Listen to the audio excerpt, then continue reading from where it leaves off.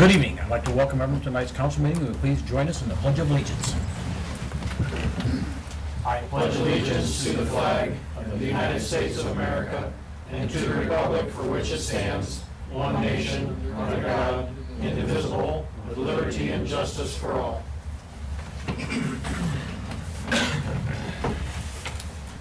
Call the meeting to order and open the roll call. Goodell. Here. Slater. Here. Rusher. Here. Hader. Here. We will need a motion to approve the agenda as printed. So moved. Second. All in favor? Aye. Opposed? We need a motion to approve the minutes of the August 5th, 2013 regular council meeting. Move to approve. Second. All in favor? Aye. Opposed? Last, we need a motion to approve the July treasurer's report. So moved. Second. All in favor? Aye. Under communications, anything from the public in attendance this evening? I have something, if this Yes. is what people Nope. do. Go ahead, Gary. Thank you. I won't take up much of your time this evening. I left a few minutes early the last meeting, the council meeting, and as a result of that, I missed the commentary by the mayor regarding 11th Avenue South and the petition that was brought to the council that I know and I would have stayed. I did watch the rebroadcast, and if I understood what the mayor was saying, it was his opinion that there is not much of a problem with 11th Avenue South and no safety issue as far as the culverts, washout, that sort of thing. I think my comment was that I drove on the most dangerous street in town, according to you, and my son didn't realize it was that dangerous when we drove across it, so. Okay, fine. And it's not my intent tonight to re-argue or review any of the conversation we had back in July. I think I did my best at that point to advocate on behalf of the people that I talked to and the concern they had. So I guess it would just suffice at this point to say that the mayor, or that I and 60 other people that live in the neighborhood and drive the street regularly came to a different conclusion than the mayor. I certainly fully support everyone's right and the mayor's right to express any opinion that they have regarding this issue or any other issue. I do have to say that I was disappointed when I watched the video in the tenor and the tone of your remarks. But let me just give you a little remark about that. You know, I guess your remark was, to my understanding, that if we didn't approve that street, you were gonna oust the council and the mayor so you could get your street in. So I guess when I look at that as a threat to me, which didn't bother me one way or the other, I care less. But I guess when I went down to review the street then, I looked at it as the 60 people that signed the petition, which I talked to several of them that I guess didn't understand what they signed in the first place. There must have been some confusion there. But when I looked at it, and after driving all the other streets in town and realizing the other problems we've got, and I looked at that street, I didn't look at that as a street that, in my opinion, needed repair compared to the rest of the streets we've got anyway. Well, I didn't realize I had the power to evict the council and the Well, mayor. that was my understanding what you said No, anyway. I think so. what I said was, if at some point people are not getting what they want from the mayor or the council, then the option they have is to elect someone else. And if you view that as a threat, then, you know, that's your Right, deal. I shouldn't not say it's mine. red, no. Okay. Anyway, as I said, I believe that the mayor prefaced his remarks last time by saying that he was going to be sarcastic about the petition, and he was. In my opinion, that was extremely disrespectful to the 61 people who took the time to think about and talk to me about bringing an issue to the council that they were concerned about. And I think that's just extremely unfortunate that that was handled that way. The other thing that I would say is that there have been two not positive things during this process from my perspective that reinforce exactly some of the comments that were made to me and that we talked about in July. That the primary thing that, as you recall, was that the council cares very little about the concerns of the citizens and aren't really particularly interested in hearing them.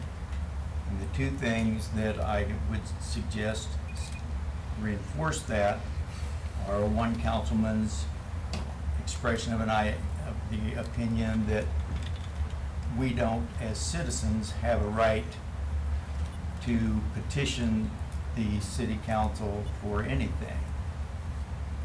And I would point out that maybe a quick review of both the Iowa Constitution and the United States Constitution might shed some light on that for you. And then the second thing that I think would lend itself to the idea that the city government isn't particularly interested in what people think or the concerns they have is the fact that from what I remember of your comments, it was pretty much a total mockery of the whole situation. And I think that's unfortunate. Now, I don't care if you take shots at me because what you think of me has no relevance in my life. But I do think you owe the people of the community at least the pretense of caring about what they think. So those are my comments. What I would like to ask the council, or just see if I still understand. My understanding of, at the end of the July meeting, based on the suggestion of Mr. Goodell, was that the council would review this petition as part of the September meeting, the overall street infrastructure review. And so if I didn't understand that right, then you need to tell me. But if I did, then is that still the plan? Or has the mayor made the decision that 11th Avenue South isn't that bad and we don't have a safety issue, so we're not going to deal with this anymore? Well, Gary, I think, first off, I think that everything we do as a council, I feel anyway, is for the citizens of Humboldt. I don't think we do anything on this council that isn't for the betterment of this community and for the betterment of its citizens. And I would also say that, yes, your road is still on the list, your street is still on the list. We have a lot of streets that are on the list. Now, is it at the top of the list? I don't know that. We have people that take care of that look at the streets and see which ones are the worst and try to put them in order of which ones we think are the worst. And obviously, we can't do them all in 1 year or even 2 years.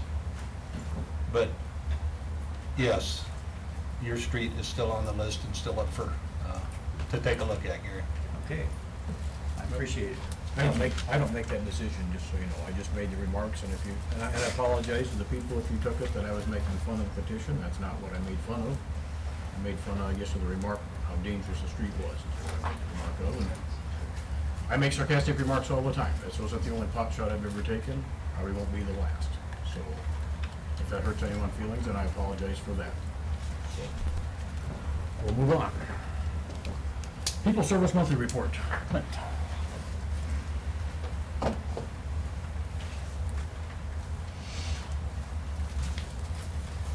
Well, we're still pushing on at the water plant. A lot of inside work is going on now with electrical.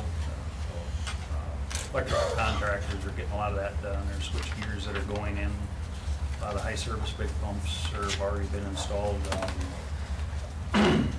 The engineer had talked to, well, now we have, I think it's Aaron, if I'm right, IPT's roofers are taking over the roofing issue. Okay. So the bonds, I think they're figuring out what the scope of work needs to be completed, notifying the bond company that, with the intent that they're going to do the work themselves and build the bond company, being the roofing contractor has not met the obligations within their contract. So that'll be taken over by IPT and their roofers and get finished. There's really not a whole lot. I mean, there's No. maybe, what, like the penthouse door, is that still? Yeah, And there's then some flashing around the outside. I mean, couple low it's, spots here and there, so. it's, How does a new roof tie into the old roof? well, it's a complete break. I think the parapet comes around, and so it's, the new roof, will be a completely different section. Okay, that's fine. Yeah. Actually, I think it's a little bit lower too. isn't Yeah, it? yeah.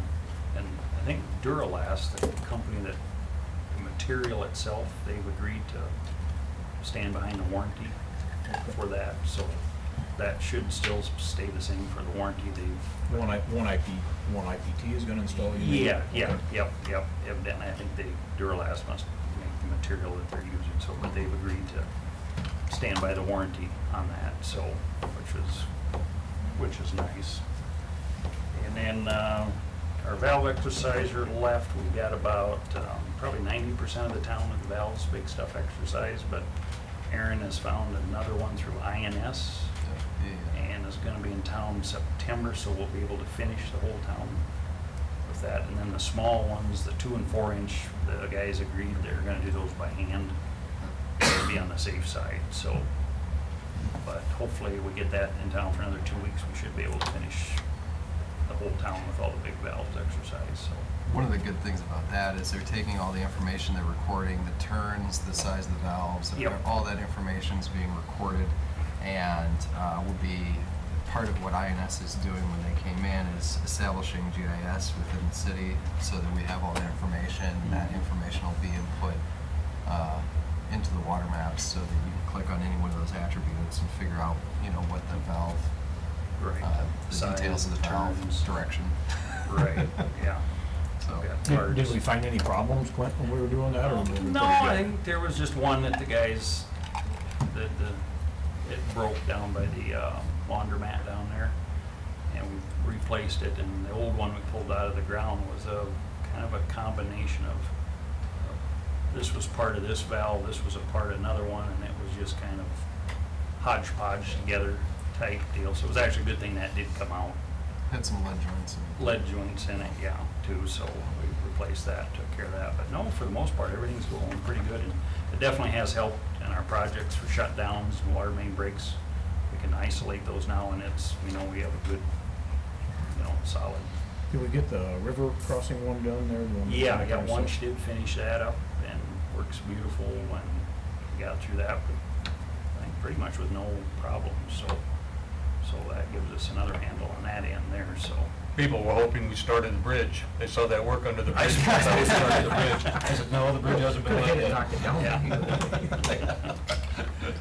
But, yeah, they've been doing pretty good, and I think the only other, little issue was on the, spring side pump. We've been waiting, I don't know how many months now, and the engineer Lance said there was a problem with the impeller, the design efficiency, it wouldn't meet the efficiency that they had put on it, so the pump company had to go back to the drawing board and come up and redesign a whole new impeller, so that put that out another, 4 to 5 weeks, but you can probably add a few onto that, so.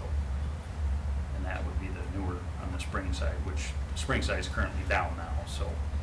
Will most of the outside work be done before winter gets here? I hope so.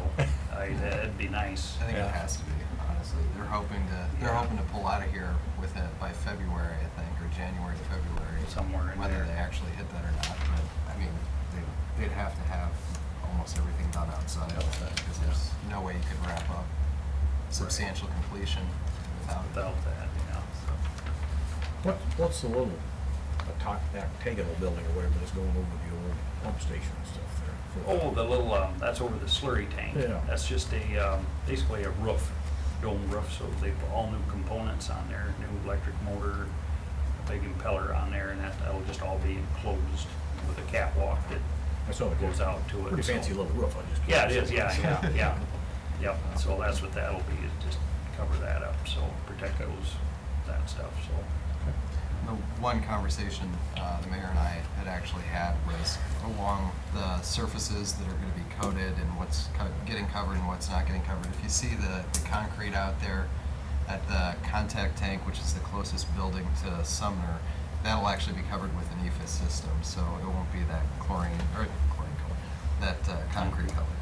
So Should and blend it- in with the other. yeah, and the aesthetics. existing buildings, the brick on that will actually be covered with EFIS too, so it'll all kind of Mhm. match together, so we don't Yeah, have. yeah. Hopefully we're getting Mismatch. closer, so Yeah. can't be soon enough, so. Okay, thank you. Thank you, Glenn.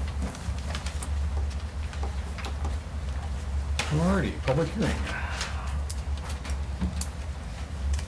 This being the time and place for the scheduled public hearing on the vacation and conveyance of a parcel of land originally platted as 165 feet of 9th Avenue South, east of Taft Street, in the city of Humboldt. I will open the public hearing at 5:46. Aaron? Mitch Fridolfson actually brought this request up to the city, and we scheduled the public hearing for tonight. He's the only offer that was received. It was $2,500 plus any legal fees, which is in line with what we've had for other transfers of vacated roads with full width easements, and would be also in line with what, when we get to Knights Boulevard, the council's heard a proposal on that. I would recommend a similar cost, just so that it's uniform from when we vacate 10th Avenue North to when we vacate, 9th Avenue South, that everybody's kind of paying the same price. And those all, like I said, they all have full width easements on them. The sale would be conditioned upon that easement being executed, and really the city's only interest is the utility easement, because the road beyond that property line, that 165 feet, has already been vacated and conveyed to actually the Mary Moffett Trust. So there's really no way that a road could ever go in that city. So. Is that where they're tearing that house down, and that's the additional street next to that and stuff? Yep. then? Okay. He's tearing that house down and wants to put up a new house in that spot. And the reason that it really is important for him is obviously not for building space, because he can't build on it because it has the easement, but because the setback requirement, it gives him an extra feet, because that easement will satisfy his setback requirements. So the building could be built right up to the easement. So. Do we have, excuse me, do we have any additional written comments or objections? No, we don't. Do we have any comments or objections from the general public in attendance this evening? There being no more comments or objections on the vacation and conveyance of a parcel of land originally platted as 165 feet of 9th Avenue South, east of Taft Street South, in the city of Humboldt, I will close the public hearing at 5:52.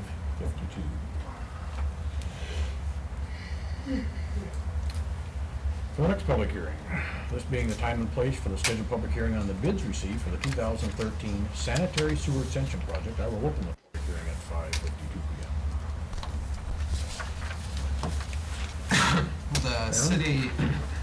The city received 2 bids for the project, and both were substantially over the engineer's estimate. Wunsch Construction was the low bid at $72,518, and Hurst & Son Contractors was $115,511. The rock in the area drove up the price for the work. However, the cost will be paid by the Humboldt County Housing Development Corporation. I've actually shared the information with Cheryl, and she's aware of it. They can cover the increased costs. It is about $25,000 over what the engineer estimated, but I think that after the contractors did some investigation, they got scared about the rock down there and built in a pretty significant number for that. So it's unfortunate, a little bit higher cost, but I think obviously it'll be still a real positive development for the south side of Humboldt. So they're picking up the difference from what we budgeted, or just what the rock is gonna be? The whole amount. The whole amount? They from- pay the whole Oh, $72,000. the whole 72,000? Yeah. The only reason it's put through the city is city utility, and it works a lot better if you have infrastructure installed by the city. It's very similar to kind of what went on with Humboldt County Development Association and the Humboldt Business Park.